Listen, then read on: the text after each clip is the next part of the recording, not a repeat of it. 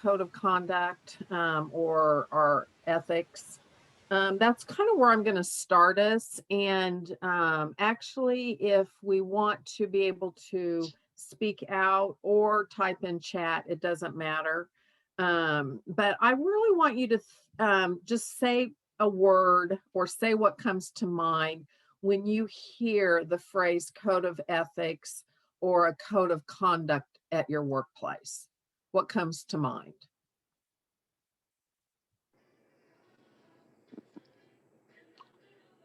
And keep in mind, if you want to shout it out, you are muted, so unmute yourself.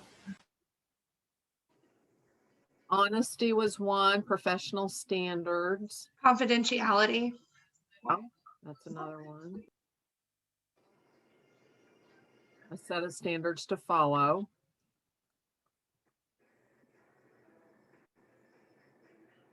Enthusiasm. Yeah. That's a good one. Safe, open workplace.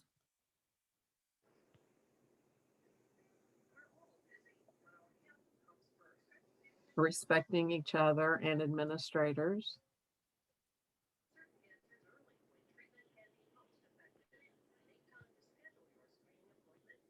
Rules and expectations. Okay. Well, Bobby, if you want to put up the, we're basing this on the NACE, which is the National Association for the Education of Young Children. They have an ethics statement.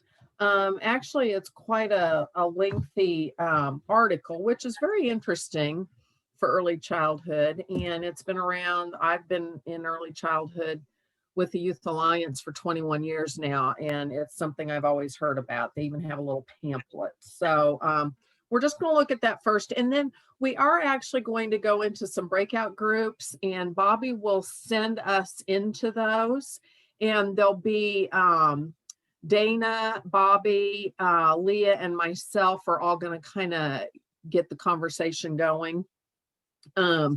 But so that'll happen here in a few minutes. But before we do that, I want to kind of go through and look at these slides as to what NACE says is our core values in early childhood and in the workplace, our ethical thoughts and values. It says standards of ethical behavior in early childhood care and education are based on commitment to the following core values that are deeply rooted in the history of the field of early childhood care and education. And so in coming into early childhood care, these are some things that you're making a commitment to. If you want to go to the next slide, there you go. Just an appreciation that childhood is unique. And as we all know from brain research, this is a real valuable stage in a child's development, those early years, especially birth to 3. So we really understand and appreciate that. And you base your work on knowledge about how children develop, which is exactly what you're doing through getting your CDA credentialing and any kinds of trainings that you do. You're increasing your knowledge of how children develop. And an appreciation and support to the bond with the family and the child, you know, that parent connection that you have. Is really important to core values, and recognizing that children are best understood and supported in the context of family, culture, which it kind of goes on to break out what that means, community and society. So it's really kind of all intertwined together. The next slide. And respect the dignity, worth, and uniqueness of each individual. And, you know, we do, in doing that with the children and the family members, but also with our colleagues, you know, we all come, you know, we may not be together much because you're in your own classrooms, but just to, you know, have that connection and that respect for one another in the workplace. And same with diversity for children and families and our colleagues as well. And then to recognize that children and adults achieve their full potential in the context of relationships that are based on trust and respect. And, you know, relationships is really key in any workplace, of course, but really greatly in early childhood because there are so many relationships. One of you in the chat mentioned, that respect and that relationship with your administrators. And, so it's really a key component to our core value. And I want you to think about this in relationship to, this is our question in our breakout group. Think about how you would respond to a parent who says to you as the teacher that they want their child to take a nap. I'm sorry, let me back it up. Completely different question. They don't want their child to take a nap because she has a hard time falling asleep at night. So they're telling you this, as the teacher in the classroom, and you have other children showing up, your day's starting, and they're laying this comment on you as to what they want. And I want you to discuss what your response is to that. And then we're going to go to our breakout and come back. And one person from the group can kind of report out some of the things that you've talked about. So you want to send us out for a few minutes, please?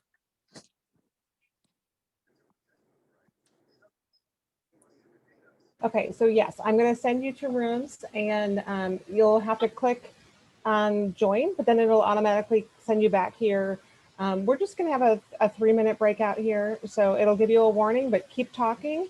It'll give you a 60-second warning, but keep talking, and you'll just automatically be popped back in when that time is up. So here we go.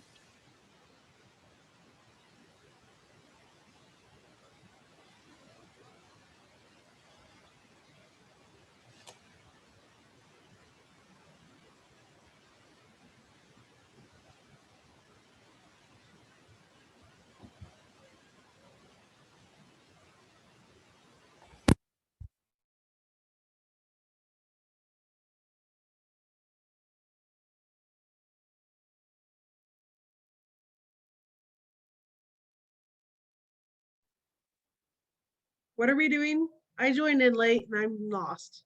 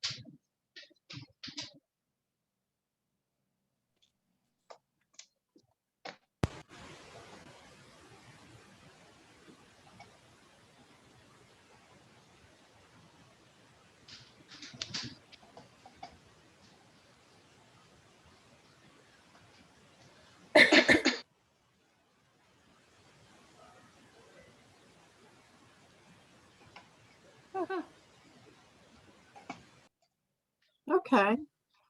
Hi, Bobby. Is everybody back?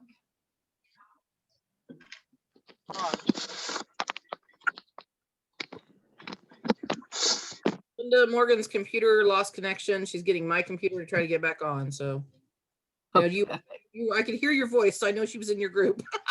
Okay. Okay. No worries. And Jill just told me she's got a couple other staff that are trying to get in, but they're not being able to. I think it's on their end. So Yeah, because there's no one in the waiting room. okay. Well, it's Cameron and Blake that can't get in for some reason. So if you see them show up in the waiting room.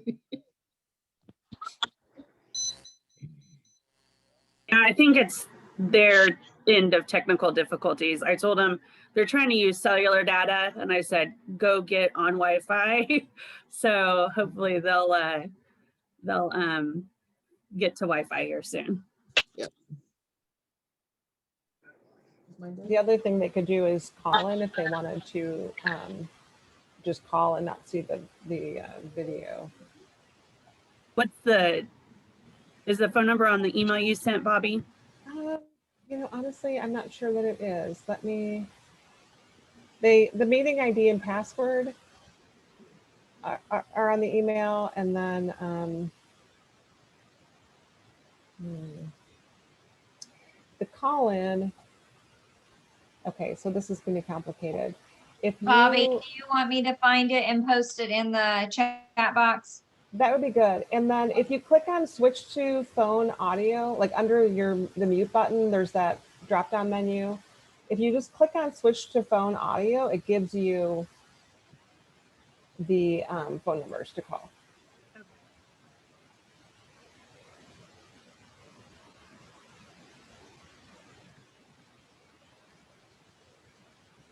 Do we want to give it a minute or go ahead and?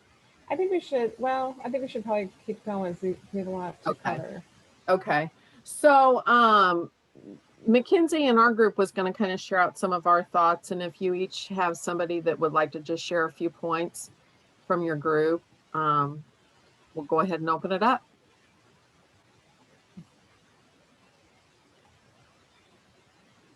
Sorry, I was getting my little one a snack. I kept him out by my computer today. But I was in Linda's group, and we kind of agreed that, you know, if we have a child and a parent who doesn't want their child to nap, we kind of talked about like building a quiet area for them to use as an alternative instead of a nap time, or just kind of respecting the parents' wishes and just going and sitting down and making a plan for that child, and particularly of what the parent would want us to do if we made the quiet area or came up with something different.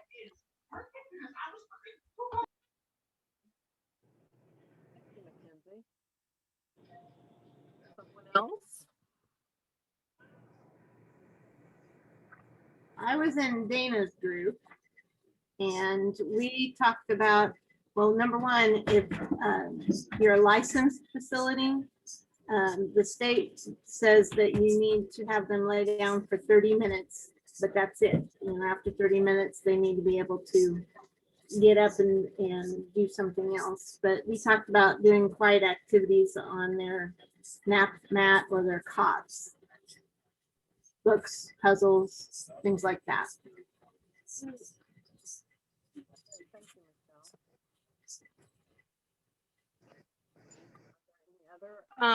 Who's in Bobby's group.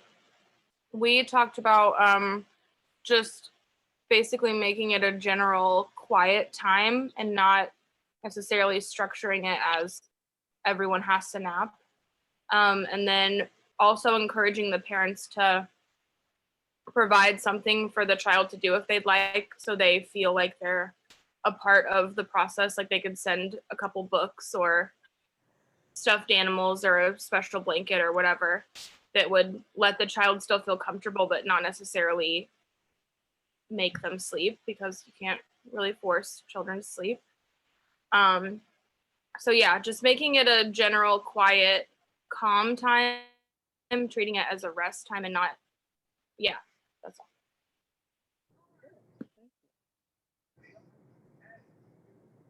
else? I think we had one more group. Who from my group's going to jump in because nobody wanted to volunteer? So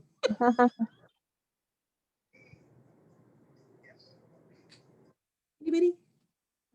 Okay, I got this. Thank you, Jill. You're welcome. So we kind of talked in our group about kind of finding a common ground, and like similar to what somebody just said, like they don't necessarily have to take a nap, but their problem solved to that is they have like quiet activities that they can do like in their area. I don't work with littles who take naps. I work with school age who we wish they took naps. And so, you know, I brought up that sometimes, you know, just finding a common ground with the parents, you know, saying, hey, this is kind of, you know, our system and our requirement. You know, I hear what you're saying, but, you know, how can we solve this, you know, as a team versus looking at it from an adversarial perspective? Like, you know, that, you know, there's a common ground to it. There has to be. So. Okay, good. It sounds like we all were pretty much on the same page with that. And, you know, it goes back to our core values of respecting the parents, working together to solve a common concern. So, and this one, it does come up. So, another one, now we're going to do the same thing. This one's a little different because I know you brought up licensing in your consideration for our NAP situation, and that's a part of what's going to come up in this next question. So we'll do the same thing. We'll break out and then we'll come back and talk just briefly. I'm going to read this one. Jane just turned 3 years old and her father brings her every day at breakfast. As required by licensing and the USDA food program, the school serves milk each day at breakfast and lunch. Like a number of children in the class, Jane refuses milk and drinks water instead. The teacher allows children to make this choice.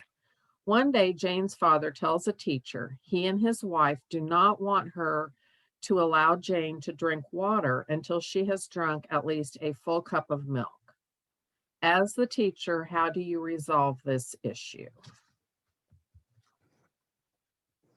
So they're saying no water until she's had a whole cup of milk.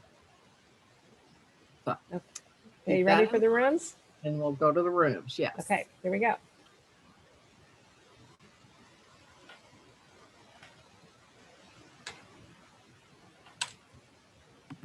Bobby, can you let my mom in? Oh, yep.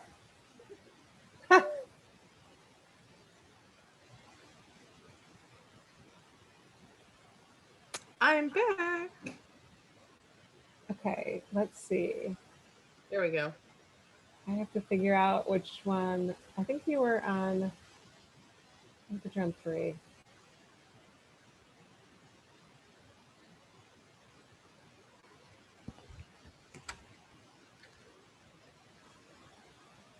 Okay, can you guys hear me? Okay, good. Okay, awesome. Well, I can't join as a host, so I've got my computer going and my phone going, and I had to find a different pair of headphones. Okay, so what are our thoughts on this one?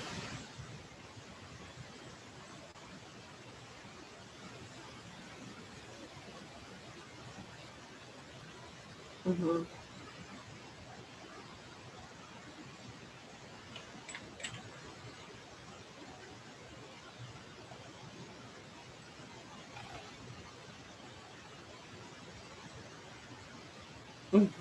I have a little girl that is almost 2. Yeah, I agree. I think her that's mom a good wants her idea. to eat. Well, again, it's kind of prunes like before she eats honoring the breakfast. parents.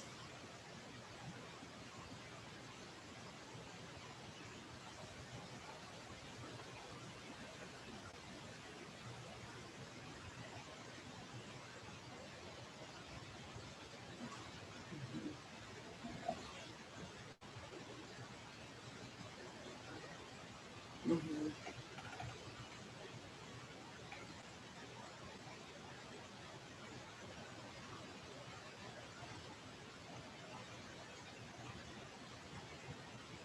Mhm.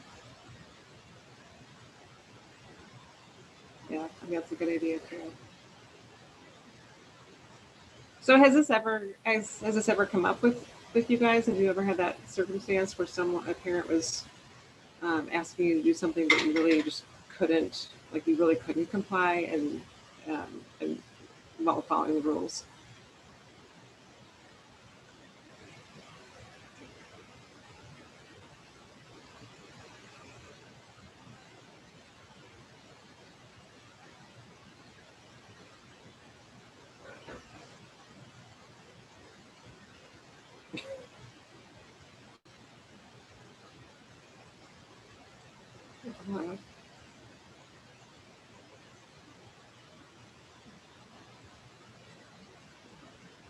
Yeah.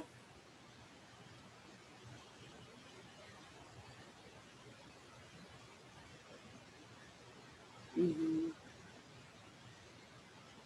How about, I know we don't have much time left, but I'm just curious, with other like disciplinary mechanisms. Like I heard a story once about a childcare provider who was asked to put hot sauce in their infant's mouth when they were biting, and you can't do that. But so have you ever had that kind of request?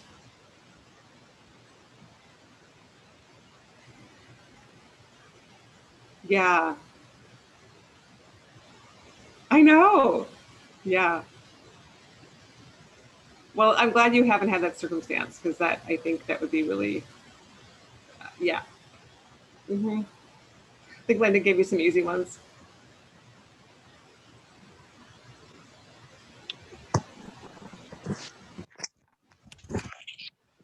Okay.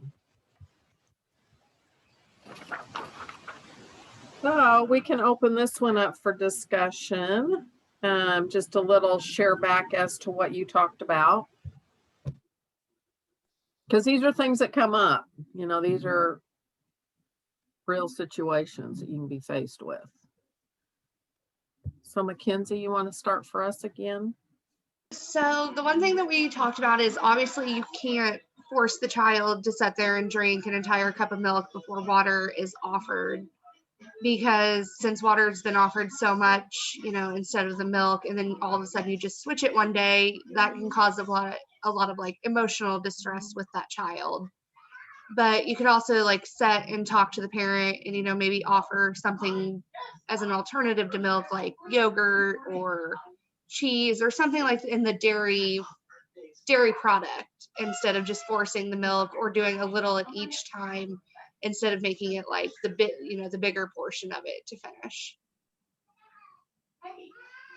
It's just really working with the parent and trying to understand where they're coming from, but trying to keep the best interest of a child as well. Thank you. Someone else?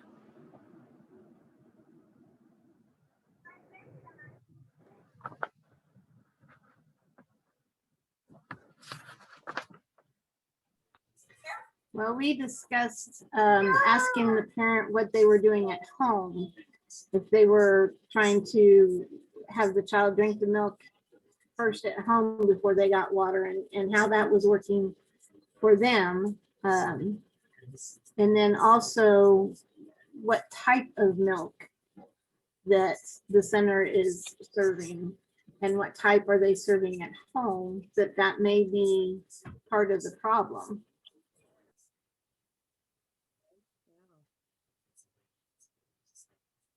Again, having that open communication and solving the problem together. That's good. Another group?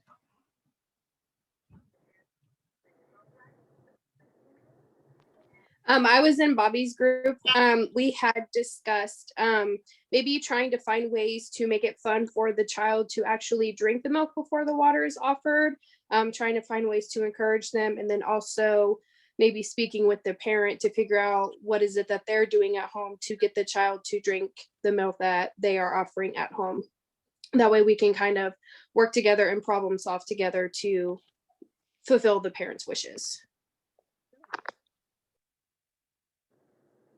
Okay. Our last group.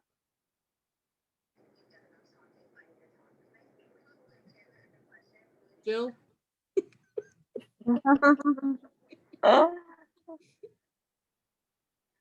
Nobody's talking. So we kind of said many of the same things. We can't force children to do anything. We can't forcing food is just not developmentally appropriate, among other things. And just kind of express, like, in my mind, it all kind of goes back to like, what is the whole point of them asking you to do that? Like, did they just go to the doctor and the doctor is concerned about their nutritional, their nutrition intake or things like that. And then finding a solve, like some other people mentioned, a different dairy product that could fulfill those requirements. Leah and I, we talked to, we work off of CACFP or SFSP. So like there's certain rules, like we have to serve, certain quantities of certain things and stuff like that. Again, we're not forced, we can't, force kids to eat any of it, but we do have to serve it. So kind of just finding, again, that common ground between what's required and what's acceptable for both parties and things like that. So. Yeah, that's good. It's, again, same kind of ideas that we all talked about. I had actually brought this one up to my staff and asked them what they thought. And one of them brought up a point that I had not considered. And it could be a low-income family situation. And maybe they didn't always have milk at home. And they really were looking to the child care as to be the one that could consistently offer that for them during the day, that it would be more something more that more opportunity for them to have milk where they couldn't always have it at home financially. And I'd never thought about that, but I thought, there might be a little something to that. And it's having those open conversations that might come up in a conversation. I think it's good that in both of these situations, you guys have really respected the family and their values and what they see as being important for their child, and you want to support them in that and work together. Bobby, if you want to go to the statement of commitment, please. NACCE, along with their code of ethics, they have this statement of commitment that child care providers, can make personally, or it could be something that administration would go over them with their employee handbook. And just some very basic things that we know to be true, that we would never harm a child, that we would ensure that our programs are based on current knowledge and research. And again, I think that the state supports that in really requiring trainings for us to have, although, it is one more thing on the list of busy teachers, but there's importance in that, and respecting the family. We've talked about that, and our colleagues, and to serve as an advocate. We really are that voice, and can be even at a state level, as to what's best for children and families in our communities. To stay informed about high standards and professional conduct. And the next slide, it talks about engage in an ongoing process of self-reflection, which we're going to get in. We're going to watch a little video on this one particular point, and realizing that personal characteristics and biases and beliefs have an impact on children and families. And so we may not really know that if we don't really take time to reflect on ourselves and some of our thoughts and beliefs, and how we can impact others with those ideas that we have, and being open to new ideas, and working together, learning from each other, just to continue to grow and contribute to the profession. So I want us to look at watch this little video.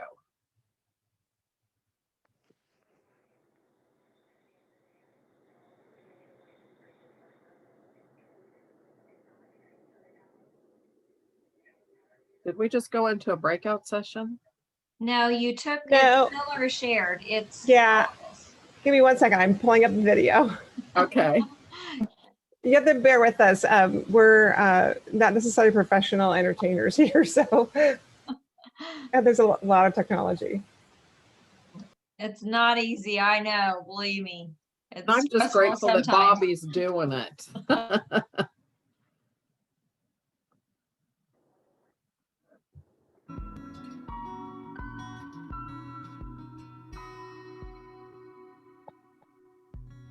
When we start to think about children and programs, and particularly infants and toddlers, the biggest issue is how we respond to them in ways that are consistent with the ways in which their families respond to them. Early childhood educators were, I think, the first en masse to embrace the notion of anti-bias education in early childhood, a way of looking at the growth and development potential of children that took into account their cultural being, their cultural selves, with families, of course, and raising issues of bias and how culture gets responded to by the institutions that serve those children. You know, it's an interesting thing. So many people feel, that's not me. I don't have bias. But implicit bias means that it's unconscious. We tend to allow that lens to be a part of the way that we view our relationships or the way we interact with children and families. Too often, teachers see children as lacking when they come from a variety of cultural groups. So for example, if families don't speak English, we see that as a limitation for children. When in fact, we know from a developmental standpoint that development occurs in all languages. And indeed, if children come to school from a family that speaks Spanish, if we were able to provide a continuous experience in Spanish, we would not have any disruption in the cultural continuity for that child. But in our programs where that disruption occurs, we often blame the kids and the families for not being able to keep up or not becoming fluent as quickly as we would like in English, without looking at the other side of the coin, which is our responses to what they bring to the setting. It makes more sense to me to think about how we can provide environments that are more continuous in terms of the cultural continuity for these children, so that there is no disruption in expectations, there is no disruption in their developmental progression. Infant and early childhood mental health is really about supporting and building the adult's capacity to support children's health and wellness. It's not about fixing kids, but it's about supporting adults to really be able to help facilitate healthy growth and development for social emotional growth for children. I would argue that our expectations for children are often a function of society's expectations. So we know, for example, that Native American children are behind in their school achievement, and African American kids are behind, and children whose first language is not English, they're behind in school. So what does that mean then about what our responsibilities are to change those outcomes for kids? How do we really get to a level where we can focus on the core, the essence of that problem? In my view, the essence of the problem is a way in which we respond to kids, our expectations for them, our beliefs fundamentally about their ability to achieve and to thrive in society. There's this intersection, right, between race, social class, and gender. A great example of that is a teacher. She was a preschool teacher, and she's an African American woman. And she realized, wow, all this time, I'm thinking that I'm an African-American woman. I'm teaching and I'm educating and nurturing African-American children. So I get it. I get their culture. I get who they are. But what I didn't realize is I didn't get the boys in my classroom. I didn't get their behavior. As a woman, I looked at behavior of boys as being rough housing, maybe being too aggressive, when yet it was just typical play for boys. And yet what that resulted in is more punitive types of approaches in terms of my interaction with my boys in my classroom. And she said, wow, I've got a bias, and I didn't even realize it. In terms of what we can do to address issues of equity and implicit bias, the first is really building awareness, and that is awareness that it exists. It allows us to step back and begin to really evaluate our relationships that we have with children and families, the reasons for some of our beliefs and our understandings that may be distorting our relationships. And so with a mental health consultation, it allows us to really have an opportunity to talk about our understandings about relationships and get deeper into the why behind it.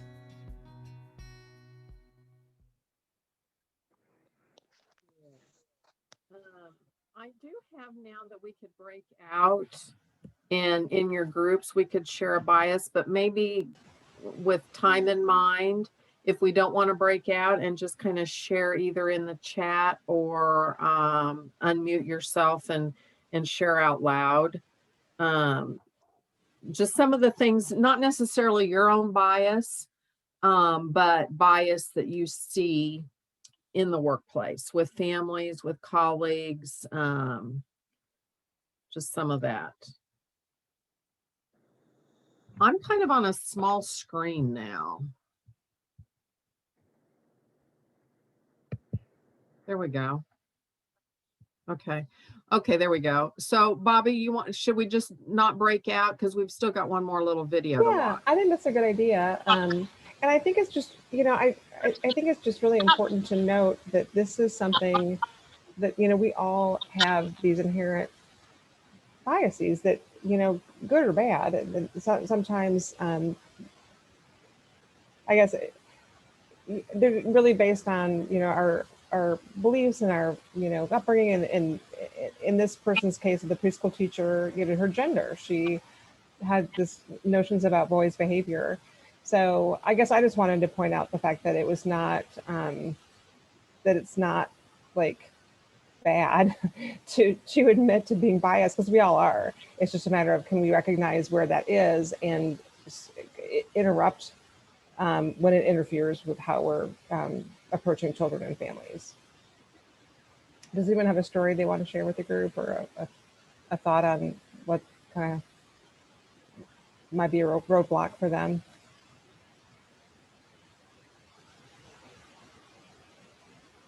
I mean, I think I was gonna say. Oh, go ahead, Colin. Go ahead. Oh, me? Okay. Wait, who? Colin. I think just not necessarily biases can always be face value. I think I heard Colin. Once you get a kid in the classroom and say they have some pretty strong behavior, a lot of times that can cause a bias or even fear within the teacher of just, how am I going to handle this child? What's going on? And then that becomes almost an anxiety for the teacher when that kind of a bias is created. So not necessarily even just that behavior is coming from somewhere, whether it's cultural things going on at home and just the adjustment to how school works is a big deal, or I think a lot of times we can find some bias in just difficult children that are hard to handle in the classroom.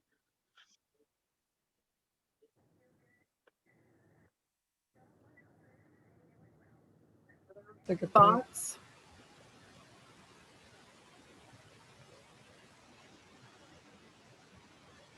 So I was just going to say, I've got my camera off because we're having some internet stability problems in my house. There's two of us trying to do this right now. So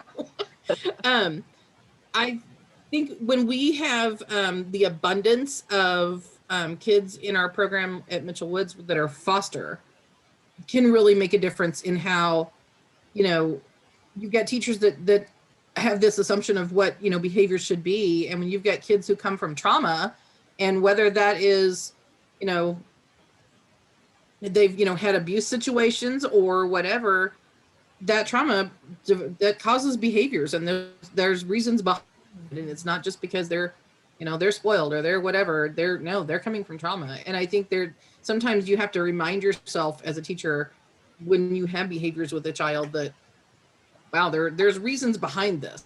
And I think that can be just as much of a bias issue as it can be, you know, if you came from a home that's, you know, there was never any, you didn't get spanked, you didn't get yelled, you know, I mean, everything was just, these kids they come from some pretty rough stuff. And if you don't kind of think that thing through, it can cause problems with how you work with kids.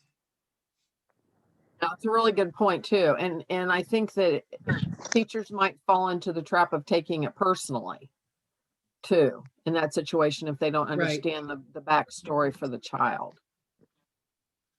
And I noticed Dana made a comment, and it's a really important one to bring up, is that if a classroom has had a child and then a sibling comes in, that child is often shown bias based on the first sibling's behavior, whether it's good or bad.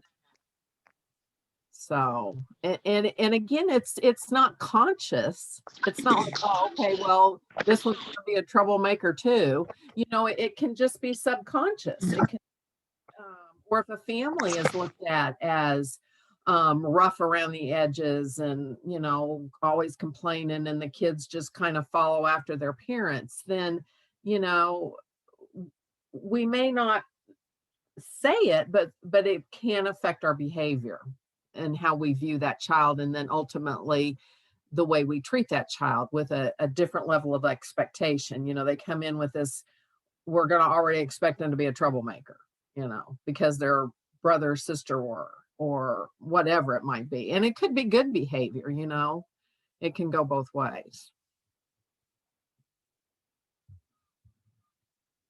I kind of had an interesting, when I was doing this, the thing that came out for me when I really thought about this, and it's not that I have an opportunity necessarily to project it, but I'm aware of it as a personal thing. And I just, you know, need to check myself on it to, you know, work where I'm at. But it's a bias when men are in early childhood as teachers, and even in elementary school.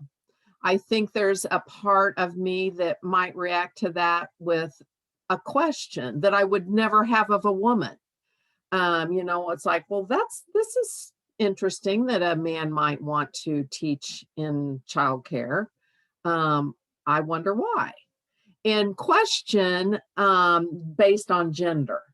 And that's just a bias that that I think for me can exist, because that moment of question comes up. Not that I stay stuck in that, but I have noticed that in myself, you know, questioning or wondering, you know, well, why is this person in childcare or grade school teacher, you know? And I think we need great men role models. I applaud men that go into this profession. I think our kids need it, but just for myself personally, I've noticed that pop up in my mind. So, Linda, I agree with you. I hadn't even thought about that until you said that, but I know that within myself. But I think some of that goes back to our culture and our generation. You know, just because it does have an influence over us. right. And that's something Bobby and I talked about, is, you know, our culture or different things in our own personal backgrounds can create these biases that we're unaware of, and there's no shame in it. It's just as we learn and grow, then we can work on those kinds of things about it and ask ourselves questions, you know, about different feelings and thoughts we have. That's how we grow and learn. So, any other thoughts from anybody before we move on?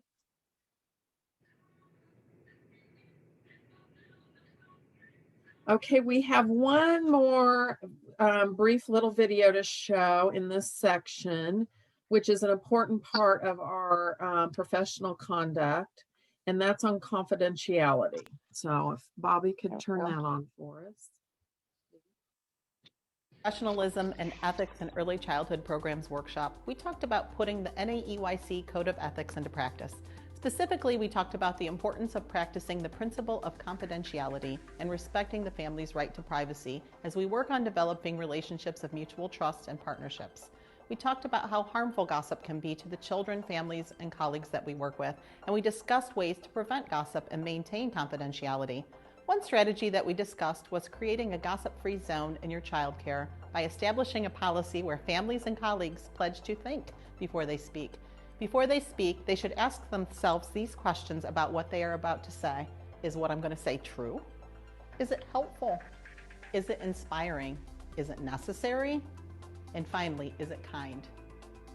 If it is not, then we really should not be saying it.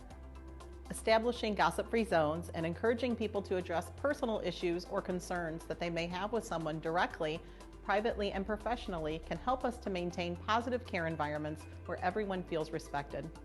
One final reminder that I want to make in regard to the issue of confidentiality is that while it is extremely important that we protect a family's right to privacy, it is even more important that we protect children by reporting any suspected cases of child abuse and neglect that we may discover in our interactions with families.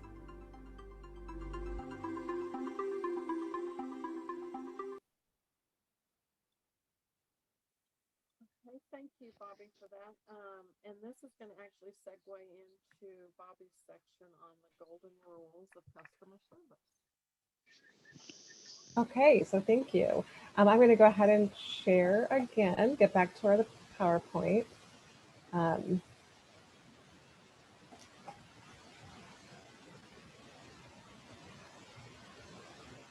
Okay, so the next part is the golden rules of customer service.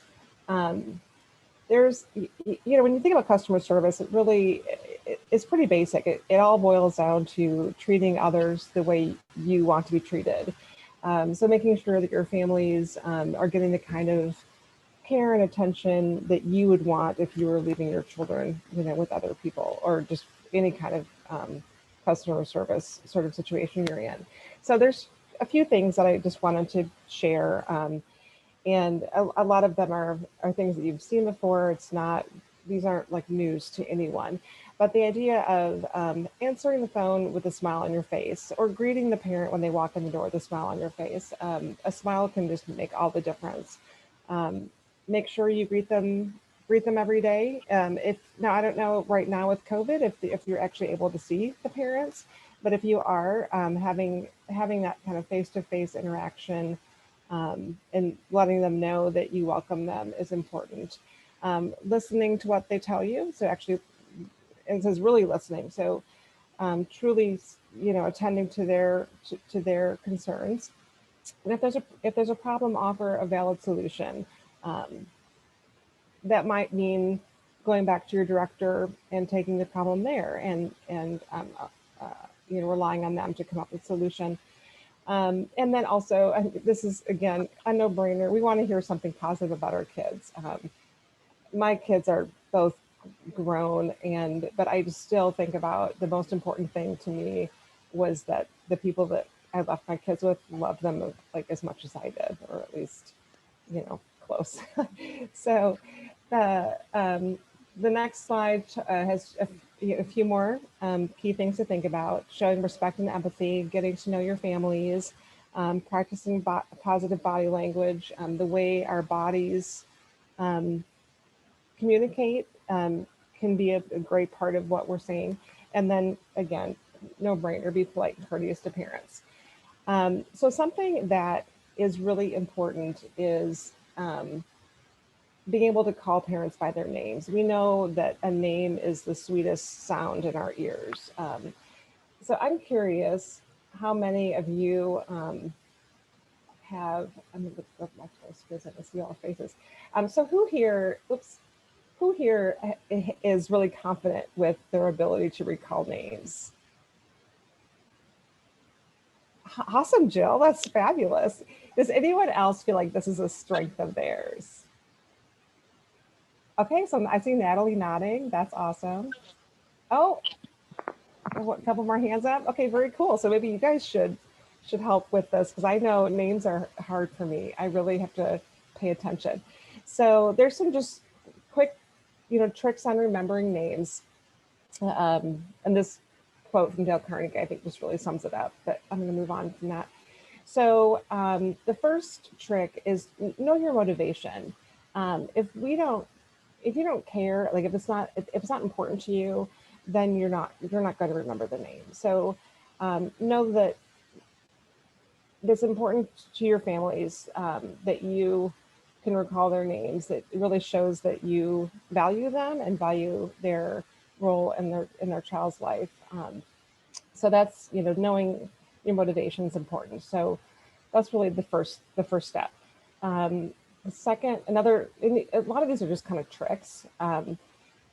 Some of them are foundational, like this next one, focus on the person you're talking to. It can be really easy, especially when you have a lot of kids running around, to not give attention to the person who you're talking to. But focusing on them and really listening, and hearing, if it's a new person, hearing when they're saying their name. And I don't know how much of this is necessarily is that helpful on a day-to-day basis, because hopefully a lot of your parents, you know their names already.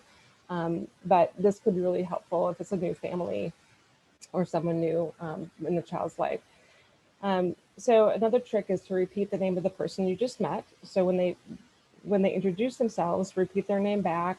If you focus on the name for at least 2 seconds, and it doesn't seem like that.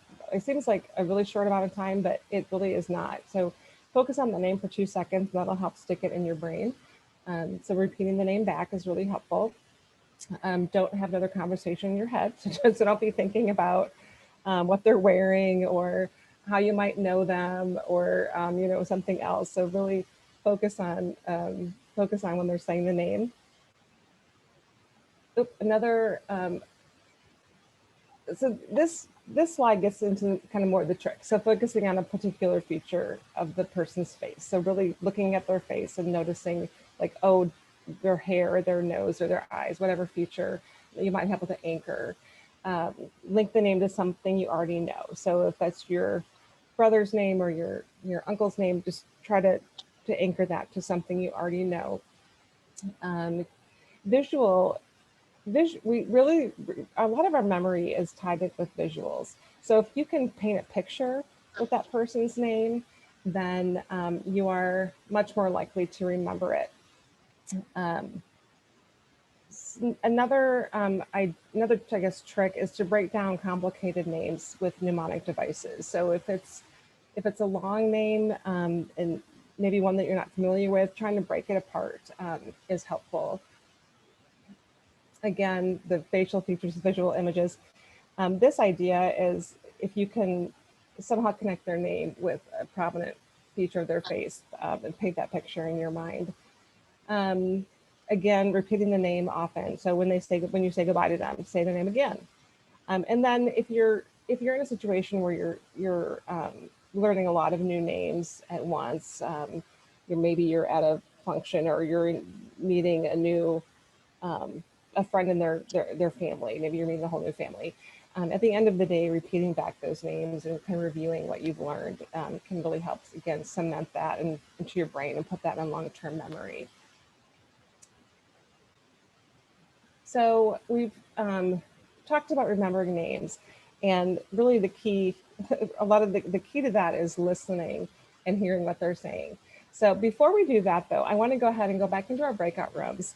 And I want to do an exercise. I've never tried this over Zoom, so we'll see how it goes. But we will, okay, now I can see everyone. Oops. So what we're going to do is we're going to go in our group. And Jill will know this one because this is a Tim Crowley exercise where we will say our names and a food that we like that starts with the same letter as our name. So I would be, maybe I'd say Bobby Bananas.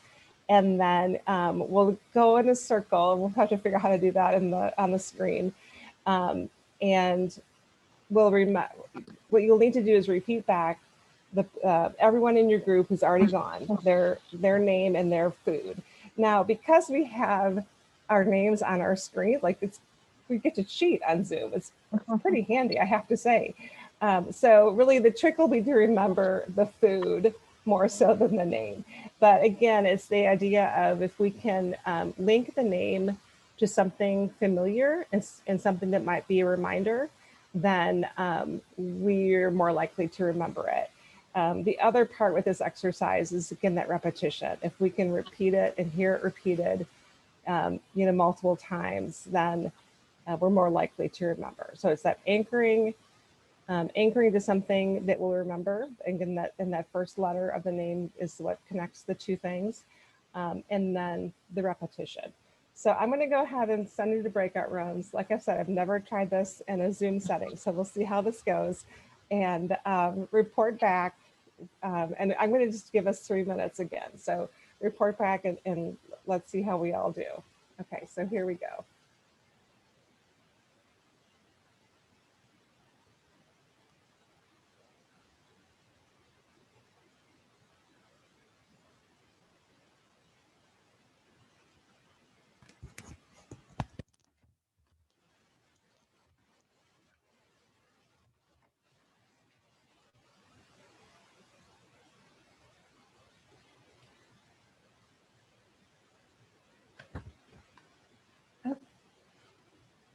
Okay, are we all here?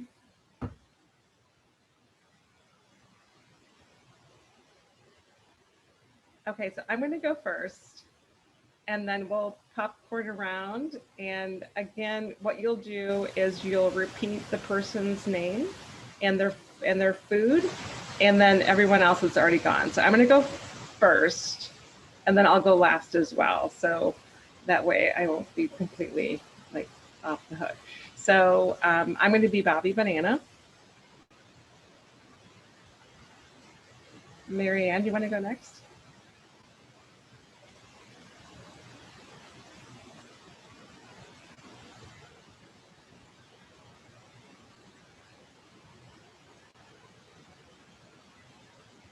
Okay, so now what we're going to do is we're going to repeat everyone. So I'm going to start out. I'll say Bobby Banana, Marianne Marshmallow, Nat, is that right? No, mashed potatoes. Oh, gosh. Natalie Nuts and Amber Apples. Yay. Okay. I'm a little distracted tonight, I have to say. Okay, so who wants to try it next?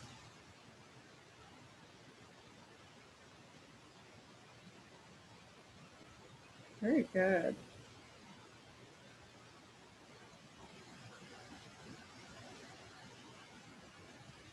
I think we got off easy because we're the smallest breakout room. So, hold on. Let's see. Okay, so we'll do 60 seconds before. So how long have you all been in the childcare business? Okay, so kind of brand new.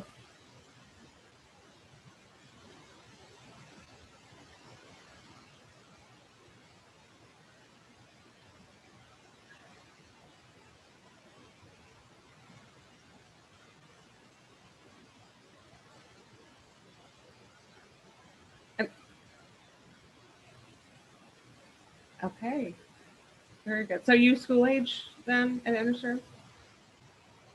Okay. Oh, okay. And Mary, how long have you been there yet? Okay. And where are you? Okay, very good. Gotcha.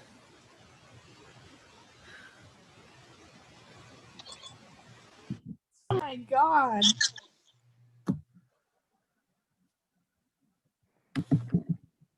What happened? Hey, Morgan, are you in our group? She ended up in mine. Oh, okay. Well, I don't know what happened. I'm over here. No, she ended up in my group that time. Okay. So how did that go? We don't follow directions very well. Let's just say that. That's good. Well, we actually had someone who helped us with the directions. Alex went after me and she knew what was going on, so she led the way. Okay, very good. Yeah, but it is interesting. Fun way to remember names. Okay, I need to close this. Has anybody seen the episode okay, in Modern so Family? hopefully that gave you an idea, and it could be something too that you might want to try, you know, in your work group as well. It could be a fun game to do in person. So let me move on. So we talked a little bit about, you know, the importance of actually stopping and listening to your family. So when your parents come in and they have, you know, a concern, or maybe they're just venting about something, your ability to listen is just key. And it's something that I think we all, well, I don't know about you, but I know I struggle with that. You always want to leap in and give a solution, and not necessarily stop and figure out what your role is, what they're looking for from you, and then be able to really hear and assess the situation. So I'm going to go ahead and share my screen again. Get back to the PowerPoint.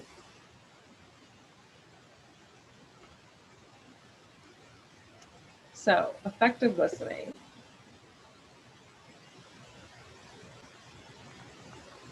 So first, really first is to assess our listening skills.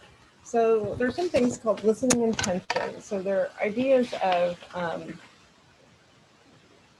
I guess some of the key skills or key traits in your listening. So the first one's recalling details. And that's if you're in a situation where you are being told maybe to get something done by a certain date, and you need to know that, you know, exactly what's expected of you. Maybe it's a grocery list, grocery shopping. You're being asked to stop and pick up something on the way home. And so really it's important that you know exactly what you're supposed to be picking up. So that's recalling details. Understanding the big picture is really focusing on the why. Why are they, you know, what is the point? What is the end game? What is the long game on the conversation? What are they looking for in the big picture? Evaluating the content focuses on really judging what is being said. So if like say a salesperson is trying to convince you to buy the newest, I don't know, iPhone, say, and they give you all these different reasons why it would be a good purchase for you, can you stop and kind of judge that and assess, is that really true? Is that something that has value for you? So being able to really judge the content is that skill. Attending the subtle cues. This is really looking at the body language that the speaker is presenting, maybe the pacing of like how fast are they talking, what sorts of tone are they using in their messaging. So can you really kind of ferret out? Are you an emotional detective? Can you ferret out what are they like? What are they feeling when they are trying to convey? What are they trying to convey with their cues, and also being able to empathize is really connecting emotionally. So if you could go ahead and put in the chat, and this will be our kind of midpoint check-in, if you could put in the chat the thing that you are just really good at. Like, do you excel at remembering the details of what's being told to you? Do you do you really understand what the big picture is, or maybe you're really good at forming that emotional connection and figuring out kind of what the emotional intent is, or what the speaker is feeling when they're talking to you. So can you go ahead and put in chat right now what you excel at, what maybe is your strength of those different listening intentions?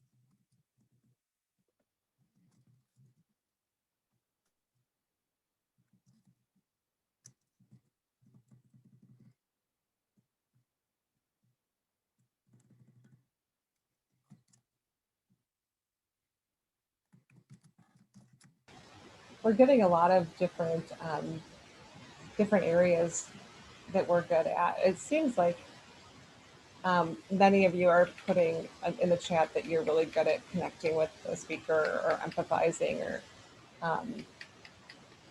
and you know, honestly, I would be surprised if that wasn't a strength of most of you, even if you don't see it as that, just with the jobs that you do working with kids, and you really are caring people. That's, you know, why you excel at your jobs.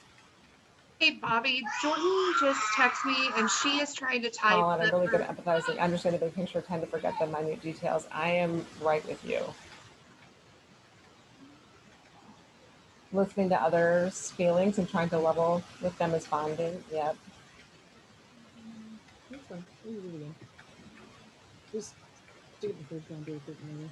Mary, reminding others of their value and lifting them up. That's really good.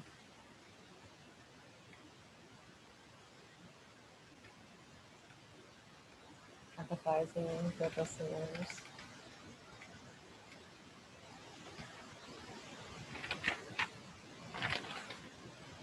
So there are a lot of areas that we're strong in as a group. Is there other areas? So think about other areas that you would want to. Oh, I'm sorry, I'm looking at the chat again.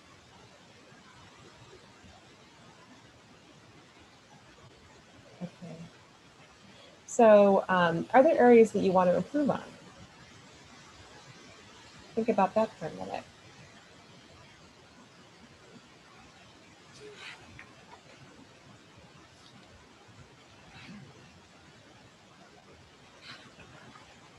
Focusing, yep. Okay, well let's go ahead and talk about some of those. Oops, some of those skills that we can work on.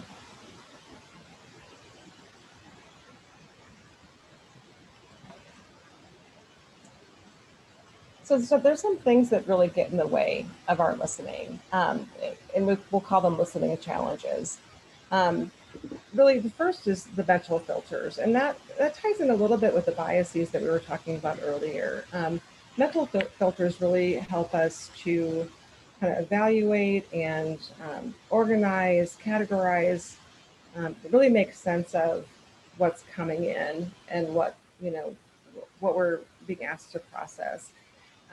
Sometimes, really, if you think about it, it's like you've got the coffee pot and you've got your filter, and you have your coffee grounds, and when your input is the water, and you end up with coffee, something that you really that you enjoy. But if your filter is dirty, if it's not processing, then it's not going to come through, and you're not going to end up with what you're looking for. So mental filters can really can really cause some issues in how we how we can process information. So the next one is multitasking, and that's something that we all do. And it's especially, think back, I think about your day-to-day jobs. And again, when you've got a million things dividing your attention, it's really hard not to multitask. So, so I know it's hard, but when the family comes in or the parent comes in and is trying to tell you something, trying to give your full attention is really important. They say there really is no such thing as multitasking.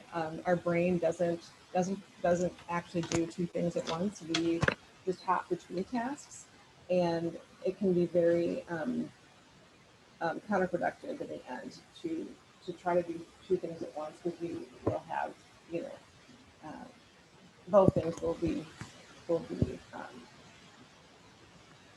not done as well. You'll have to redo, I guess I'm trying to say. So the next one is distraction by delivery.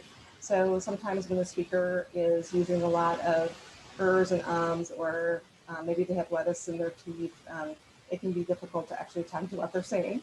So you can try to, tune out. If you think about it, like if there was a car, a lot of street noise going on right now, cars going by, I would have to really tune those out. And it would be important to do that. But if I was kind of standing in the middle of the street, well, no, I would need to attend to those details of distraction. So the key is really trying to tune those out. And then if it's the situation, if you're in a relationship with the person where you might just say, hey, you've got something in your teeth, and that'll save them embarrassment later on. Information overload, when you're given a lot of information and you try to remember, but you just finally just throw your hands up because you can't process it all. And then inappropriate response. And that's where, it's just what it says, where your response to the speaker is not helpful. So you might be, sometimes you'll making stories about yourself. So you'll respond with, oh yeah, I did this, or this, you'll turn the story back onto yourself, or maybe you'll provide criticism, critiquing it when they're not looking for the critique. Maybe they're providing advice when they don't really want advice, so advice without being asked. Or possibly you're focusing on the facts and ignoring that they really are just coming to you with emotions and don't, the idea is for support. So the next question I would have is which of those are you most susceptible to, do you think?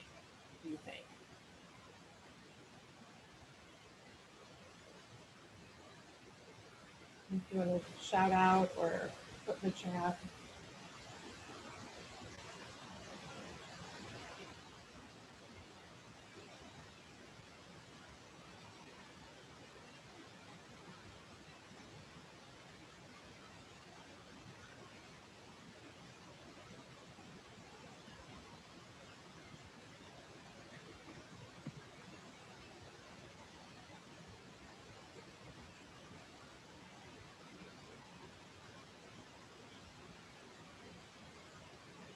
Multitasking, distraction by delivery. I think multitasking is just, I think it's because we have so much on our plates. We don't, it's hard to put things aside and focus.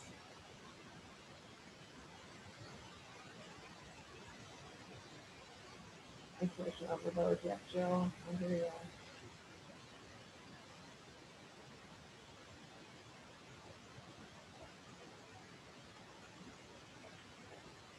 So let's move on and talk about, well, how can we fix some of these things? So there's some things that we can do. And let me just say one more thing. You might say, like I saw in the chat, someone think, well, I'm a good listener. Or you might think, I'm not a very good listener. I tend to, I multitask, I do this or that. But just know that being a good listener is not something you're born with. This is something you can practice and develop. So really, these are some ideas on how, just something to think about and then practice on becoming a better listener. And also, just let me say, I've been talking a lot about families and interacting with families, but this probably is even more important, interacting with your coworkers with your family. I mean, this is not just about families, your families are the kids you care for. This is about really any interaction in your life. And you probably could argue that it's even more important with your coworkers, because it's, you know, you have to have great relationships with them. So here's some ideas on how to improve your listening skills. So the first one is clarifying your role. I alluded to this a little bit earlier, the idea of if they're coming to you, if your friend or a family or colleague or a parent is coming to you, and all they want to do is vent. They don't want you to solve it. They just want someone to talk to. So it's important to first kind of figure out, you know, what do they want from you in a conversation? And you could, you know, sometimes you can tell. Maybe you know the person well enough, and you can really tell what they're looking for from the conversation. Other times you just need to ask. Just say, hey, are you just wanting an event right now, or are you looking for solutions? So clarifying your role up front is really important. I think sometimes sometimes always, so they always move to give a solution. I always want to fix things. So if a friend comes to me with a problem, I always try to find the solution. And that's not necessarily what's needed from the conversation. So anyway, so clarifying your role is really important. Then the next one is use effective nonverbals. 93% of what is said is actually said through nonverbals. So things like your facial expression, you want to have about a 10 to 20% smile. So not like a grin, not a real, you know, serious face, but about a 10 to 20% smile. They talk about having a relaxed forehead, make eye contact with the person, have your shoulders down and relaxed. And that's something just to think about when you're talking. Tilting your head to one side as you know, listening, showing that you're attuned to them and really focused on them. So I think Zoom has been really interesting, and I can't see myself right now. I probably would shudder, but Zoom has been really interesting because we can see ourselves. We're seeing ourselves a lot more than we ever have. But still, I think if you ever want to practice your nonverbals and just see, if people say, oh, you've got the resting whatever face, and or sometimes they'll say, are you mad? And you're not. You might check your nonverbals, and a good way of doing that is recording yourself. So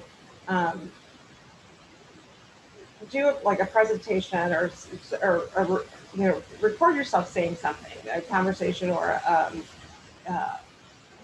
recite you know, one of your children's books or whatever, and see what your face looks like. So it's a good way to kind of self-check your nonverbals. So that's just an idea. Just you know, take a recording and see what it looks like.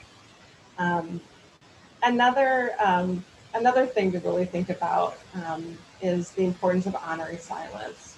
The quieter you are, the more you can hear.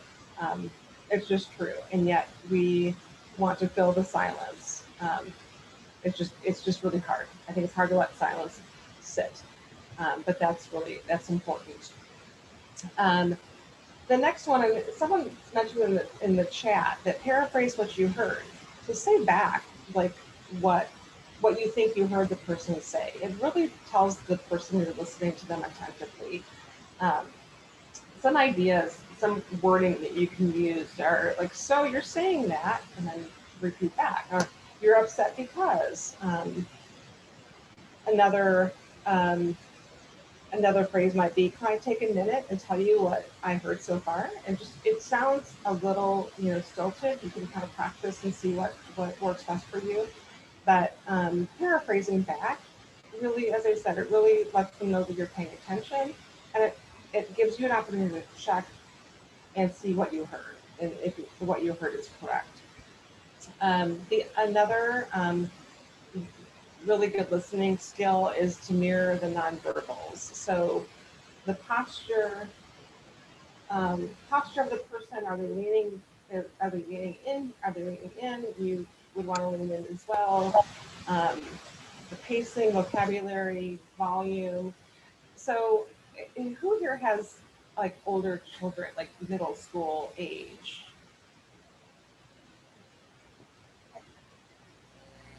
Does anyone have middle school age kids? I do.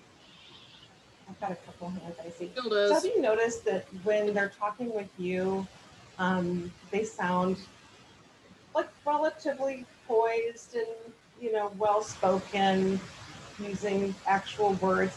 And then when they get in the car with their, like if they say their friends hop in the back seat and all of a sudden their language just changes.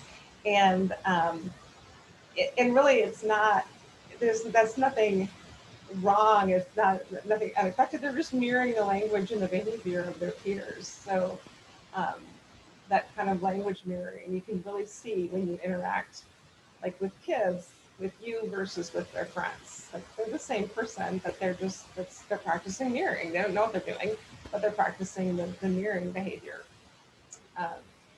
So let's see, I'm looking at my notes, I'm trying to miss anything. So yeah, so that really does, and the mirroring really does show, again, show the person who's speaking that you're with them. You're with them 100%, you are in tune.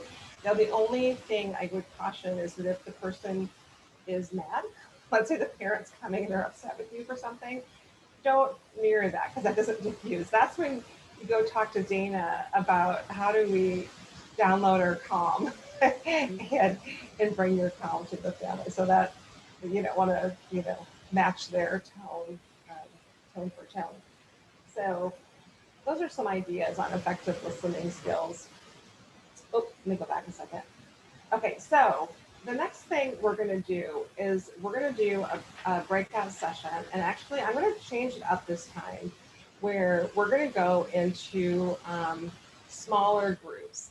So what we're going to do here is we're going to practice listening without responding, honoring that silence, not coming up with an answer, just simply listening to the person. And again, I think Jill, you'll see I've stolen a lot of Tim's ideas. So this is something where we are just going to listen to the person, and really, if in a group, if one person wants to talk, tell a story, and the others in the group listen, don't try to solve it.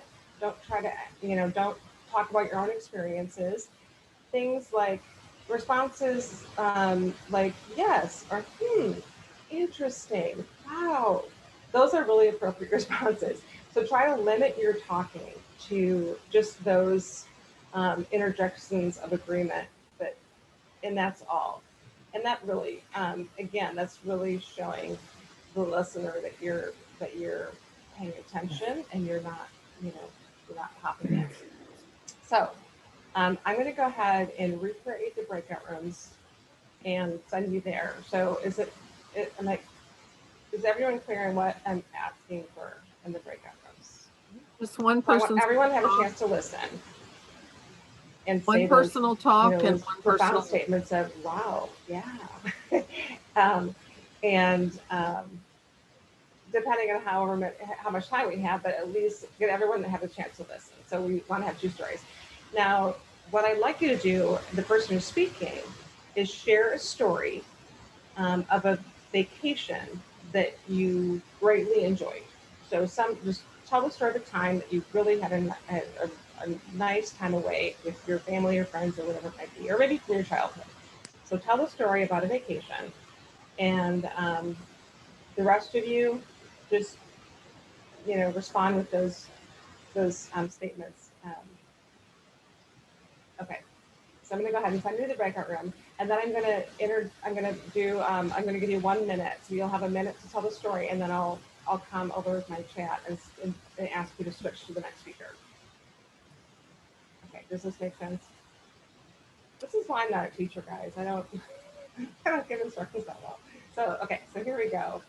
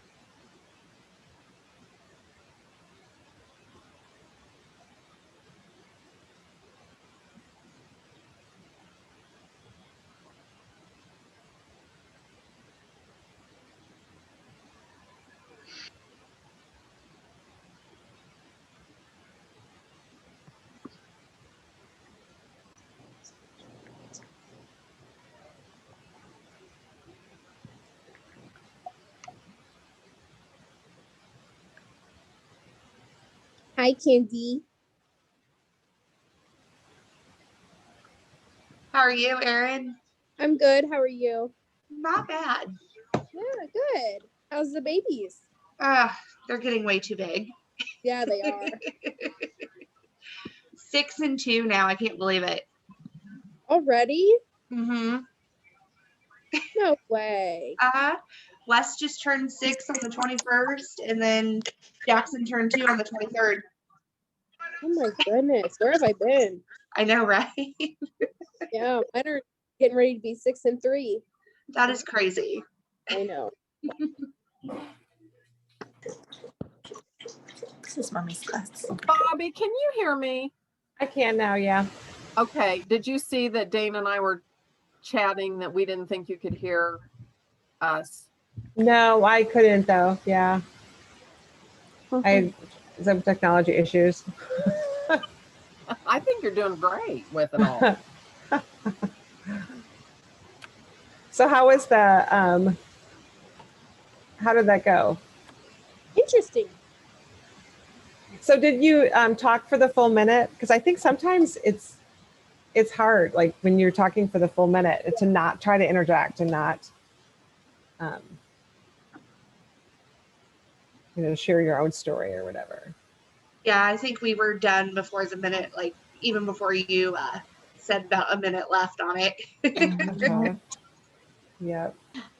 Not me and Linda. We could have gone on and on. That's right. We were saying we need more than just a lunch get together. We need an all day. I know, we do. But we did listen. I mean, we were both good listeners in that exercise. Very good. Well, I think so. We talked about some things that get in the way of good listening, like mental filters, which really does. Filters can really get in the way of hearing what was actually being said versus what we expect to hear, or what you want to hear. So I think mental filters, the multitasking, all of that, being distracted by the delivery can be really difficult. And can get in the way, but hopefully you've got kind of a way to think about listening skills and knowing that it's something that you can practice and be better at. I think is helpful, and we could do probably a full day on listening, and because a lot of times our struggles, or what things that are the most difficult for us, really tie back into just a greater understanding of ourselves and what kind of personality typing and all of that. So we could have talked a long time about that, but I want you to get to the next section, which is about taking care of ourselves, because what you do is so important. And if your cup isn't full, you can't give to others. So Linda is going to lead us through the next section on self-care. Actually, just talking about our vacations with one another, that can be some fun self-care ideas, just that getaway, just that escape. Because in this profession, I think more so than really lots of others, burnout is really a high happening event in everyone's life. There's burnout at some point. And I think that as we hear, everything's related to COVID, but I do believe even before that, it's a field that there is a lot of turnover, burnout. It's coming to you from all directions. The kids, the parents, your administrators, maybe issue with a co-teacher, just the stuff you leave at home or you bring with you from home, your own kids and your own struggles and all that stuff. And I just I was going to do a little breakout with this, but maybe we could just take some time in the chat, or if you want to speak out. What are some of your personal signs, when you have these signs that you're on the verge of breakout? What are breakout? Yeah, maybe that too. Maybe the breakout of the facility. They got you. behind bars. You want to get out. Burnout. So what are some of your personal signs of burnout? Irritation. When everything irritates me. Yeah. I get really wiggly. I get really emotional when I'm at a burnout. I get super tired, but super emotional. I am the same way. Everything bothers me and I cry at a pen dropping on the floor. Really just start crying for no reason. I get really quiet. Like I'm a talkative person, but I get really quiet when I'm about to break. I get really irritated and then tears start to form in my eyes and then they start to fall. It's great. I get really short with my staff and then they give me the stink eye, right? Like, see? Yes, I was screaming yes, yes. As all the nodding goes on all around the school. You guys see each other's signs. I think it's really helpful to know what the breaking points are, like the signs of your coworkers. It is, because then somebody can step in and say, okay, maybe you need to step outside, or, you know, take a breather. Well, there's lots of signs, definitely, and we do know them. But sometimes it isn't really easy to, in that moment, to help with that burnout. You know, you still have to trudge through with your day. You can't break out. You're stuck. So we've got a little video that we're going to show. It's actually a little over 5 minutes, and it's the importance of self-care in early education for all of you professionals.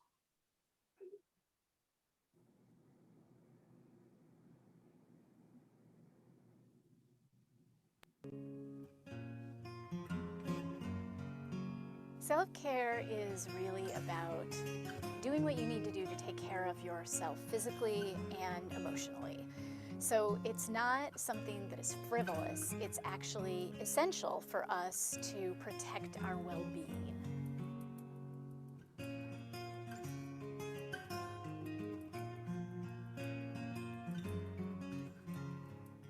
Taking care of self is critical. This is hard work, really hard work.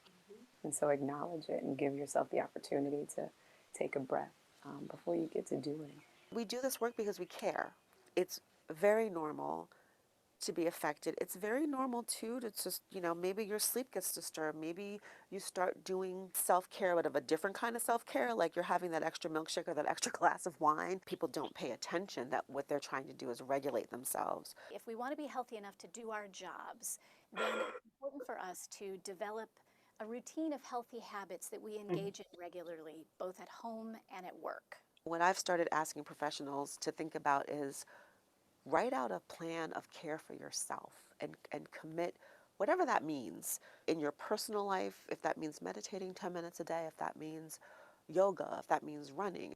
I think just, you know, finding something that feels good to you and trying to do that a few times a week. I would say every day if you could, and it could be something as simple as, you know, reading. If that's what you like to do, then make sure you carve that half hour or an hour a day to give to yourself. If it's working out, then that's what you do. If it's taking a walk, if it's playing with your pets, with your kids, with whatever it is that you really truly enjoy, and then trying to be present. I found that this, you know, those coloring pages are a great way for people like me with a very active brain, thinking about everything we got to do. That's a nice way, put on some nice music and just take 10 minutes and do some coloring. That is a nice way to just sort of step back, kind of quiet your brain a little bit. The body scan is a tremendous thing. Scanning every part of your body from your toes to your head and relaxing everything, you know, and then when you're done, you know, you realize that when you do it, the more you do it, the more you can focus and be in the present moment, because, you know, our minds are just scattered to here, there, everywhere. The thought of taking that mindful minute and clearing your mind before you start work, could be helpful to just clear your mind and sit quietly and just be for a moment before you have to do the doing that's necessary for you to, support these families. You really have to think about, what am I doing on a daily basis while I'm at work to take care of myself? What kinds of supports am I seeking out to ensure that I can be effective in my job? Who am I finding that I can talk to process the stress that I face, so that I can continue to do what I need to do to be there for children and for families? I think it's critical to really try to find safe space where you can process your experience and talk about it and talk about the feelings, because there's a lot of feelings involved in this work. Talk about that honestly and frankly, about when this child does this behavior, this is what happens to me. And describe the symptoms, describe what it feels like to get escalated, and get aware of that. It's that parallel process that we talk about. If we want to provide the best social emotional support for children, then we need to be getting that kind of support from someone as well. It's equally important for the supervisor to have someone to talk with. We've heard of sites actually before a meeting begins, they stop and they take a pause and they take a mindful minute before they even start their meetings, which is really great in terms of just allowing for people to take inventory of where they are before they start the work that they have to do for the day. This is really important. I also think it's important to take time off, to be aware of how much vacation time do I have? Do I have personal time? Is there a mental health day possible? And I think organizations need to be able to recognize in their staff when they're pushed to their limits. If you need a day off, a mental health day, just take it, It's okay. It's okay. If you need it, you need it. If we don't take care of ourselves, we're going to burn out and not be able to take care of each other. So it's really critical that we advocate for ourselves and for our needs. If we don't prioritize our own physical health, our own mental health, then we can't bring our best selves to work. And that's what we owe our families and the children that we work with. We need to make sure that we are providing the best support we can, and we can only do that when we're healthy.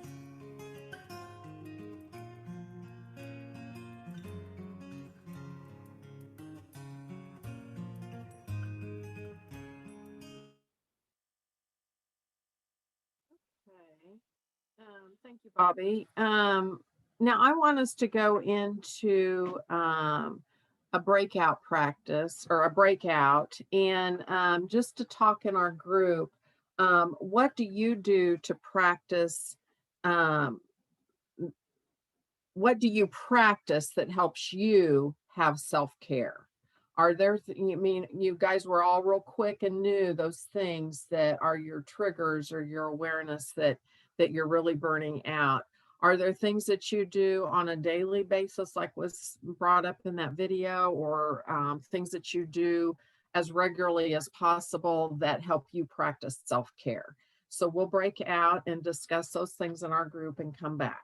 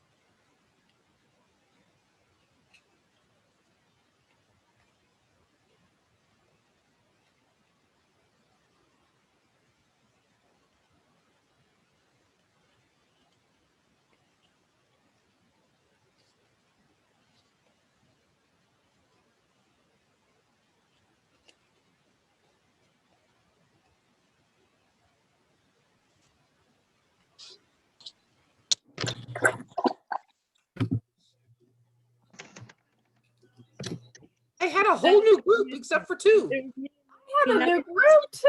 I had fun with Shuffle us up, Bobby. I did.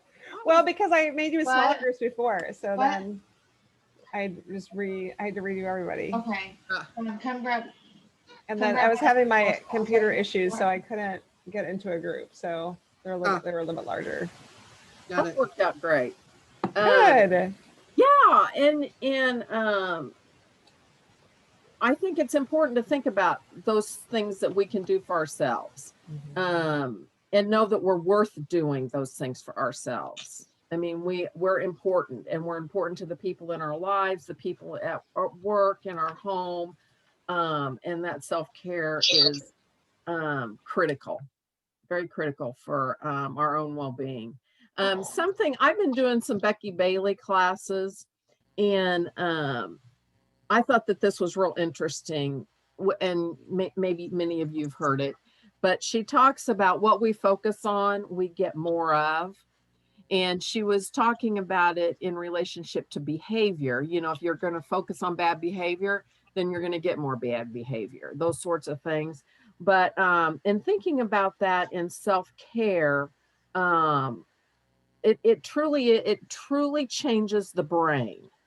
And she talks about that as well. You know, her thing is all about the brain. But and Bobby sent me an awesome article today about how gratitude changes you and your brain. And gratitude is something that I've tried to practice on a regular basis. And I do it each night with a friend. I text her, and she texts me as well. One thing I'm grateful for, and we extend it by saying, I'm grateful for this because. So it gives a little bit more behind it. And then we'll put down a self-care. And I know this weekend, one of my self-cares I put down is that I cleaned the bathroom and got some laundry done. And for me, that was self-care because I get so frustrated that it hangs over me and it feels so good to get it done. I don't like doing it, but it really is self-care in how I feel after it's done. So I know that's important. And it was just a little thing. But we do that each night. And I've noticed since we do this throughout the day, I truly am more focused on things that bring me joy or gratitude. And that goes back to Becky Bailey. You know, I'm putting the focus on gratitude at night when I go to bed with her, but it just changes my brain in that respect. And I'll be driving to work and I'll see something that's like, oh, I got to write that down on my gratitude for tonight. And I'll just notice that and I'll hear myself saying those things. So I do know that it is truly a healthy self-care practice. And so in doing that, we have one more little tiny section that Bobby's going to go over. But before we get into that part, I want us to each person write in the chat something you're grateful for, and it cannot be family or health, because you know that would kind of be an easy go-to. So something you're grateful for. We're not going to talk about it, but just write it down in the chat, and then after everybody gets a chance to respond, we'll go into Bobby's section.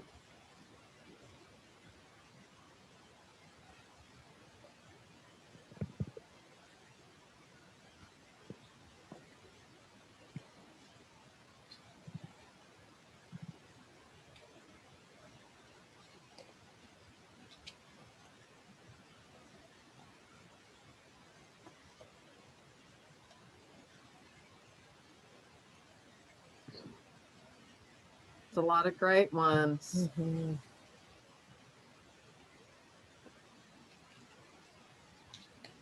couple of people have put down having a home, a lot of support from friends and family.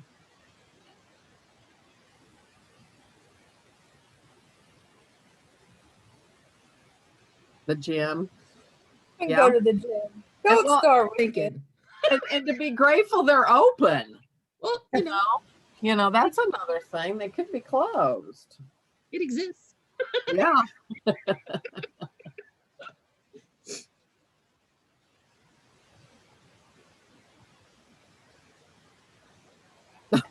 Amazon. Yes. I always want to say something really like, oh, make sure that you take, you guys have put a lot of things in here. Make sure you take care of those people that you're grateful for.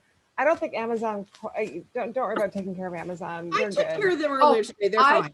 Yeah, they're I fine. take great care of Amazon. I know, we all am do. grateful for them because, man, I can find all kinds of things, everything there. But I would crazy. challenge you all to if you don't do it on a regular basis, reach out to those people that you're putting in the chat and make sure they know because they don't necessarily don't take it for granted that they're aware that you're grateful for them. Yeah, that's important. That's a great next step. Yeah. So we are almost out of time here. So I just wanted a quick wrap up, and I guess I'm not sure if Linda was going to say this, but I'll just say it. We want to challenge you to make sure you build self-care into your routine, prioritize that, but then also try this gratitude thing. Keep a notepad by your bed, and when you wake up in the morning, write down the one thing that you're grateful for, or at the end of the day, or both, and see if that changes your outlook, and see if that helps. Kind of bring you a little calm and peace. I'm thinking it will. I love Linda's story, and I say this, but I have not done it myself. So I will promise you all that I will do it, but you do it too. And we can report back to each other and see if it made a difference in our lives. Okay, so two other things. First of all, I'm sorry, I really couldn't hear you when I was talking. I had that technology. So did anyone have questions on, because I was not listening. So did anyone have any questions on that stuff? I'm glad I couldn't hear you because I was thinking, gosh, I'm just boring him to tears. Okay, and then the last little thing that I wanted to cover just briefly was professionalism. What you do is an important profession. It is not a job. It is not just punching the clock. What you do is really important. What you do is a profession, and where you go in that is really up to you. If it's not something you want to continue in long term, maybe it's not quite your thing. That's fine. Just do a good job today. What you're doing. But if it's something you want to invest in yourself and continue on, then we encourage you and we'll support you on the way. The CDA, so many of you here know the CDA is a great first step. It's a great credential, really important stuff. You can, I don't want to say it's easy, but we try to make it as hurdleless as possible. And if you're interested in pursuing that, please talk to Dana Ferguson. And then after that, so for those of you who are getting your CDA right now, think about what your next step is, because a lot of times, once you get your CDA done, you can move right into an associate's degree here at North Central Missouri College, and they meet either online or right up the road at north on the Belt Highway, almost, I guess, just north of town. And there's lots of scholarships, there's lots of support. We're there for you. You'll probably end up paying almost, very little, almost next to nothing for your degree, because we know what you learn in those classes, you'll take right back to the kids, and it'll make a difference in their lives and in our community. So if you're interested in continuing on either associates, CDA associates, or bachelor's degree, please visit with me or Dana for the CDA program. But we want to talk to you about how we can help you get to your next step. And we'll be there to support you on the way. So I think you all know how to get a hold of me. So send me an email. Right now I'm not at the office, so don't call me. I won't answer the phone. But shoot me an email. I'll give you a call, and we can talk about how your next steps look. So, last little piece of business for tonight. Please put your name and MLP ID back in the chat. I'm going to put in the chat a link to the survey. When you fill out the survey, you'll get a certificate.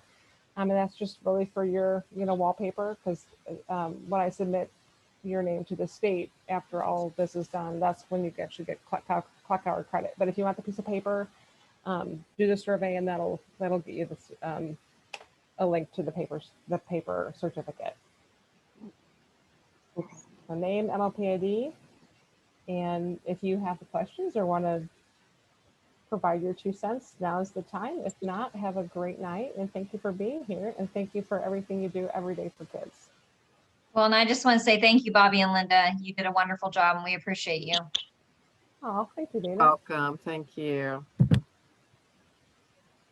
Yeah, I just appreciate everybody being on here and taking time out of your busy schedules to do this.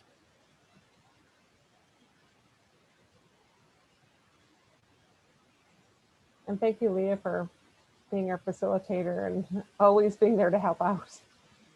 I'm right now trying to find somebody's MOPD ID. I can't find it. Because I closed it on my computer. So Who are you looking for, Leah? Amber, or not Amber, Erin. Erin changed devices, and so she can't scroll up on the on the chat to find her thing.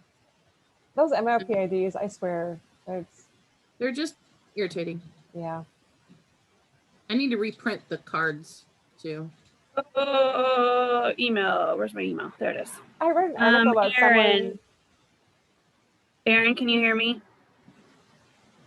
Okay, yours is down here.